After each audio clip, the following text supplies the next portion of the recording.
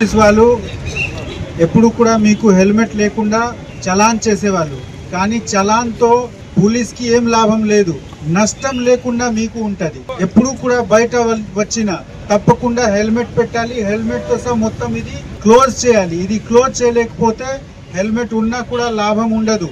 ఎప్పుడు కూడా పడిపోతే ఇది ఇమీడియట్ గా బయట వచ్చేస్తుంది. సో దయచేసి ఈ హెల్మెట్ పూర్తిగా సిస్టమ్ పరంగా పెట్టుకోండి. మీరు, మీ రిలేటివ్స్, మీకు తెలిసిన వాళ్ళు ఎవరు కూడా ఈ 2 వీలర్ మీద బయట పోతే తప్పకుండా గుడ్ క్వాలిటీ హెల్మెట్ ఒక 100-200 రూపీస్ సేవ్ చేయడానికి లైఫ్ మీద కాంప్రమైజ్ చేయకండి. మంచిగా పెట్టి లాక్ చేసి డ్రైవ్ చేయండి. దాదాపు 90% ఫెటాలిటీ ఉండదు. So wish you all the best. మన తెలంగాణ సీఎం గారు గౌరవనీయులు రేవంత్ రెడ్డి గారి సమక్షంలో మా గౌరవనీయులు డీజీపీ శివధర్ రెడ్డి గారు లాస్ట్ మంత్ జనవరి 12 నాడు అలైవ్ అరైవ్ అనే ప్రోగ్రామ్ ను లాంచ్ చేయడం జరిగింది.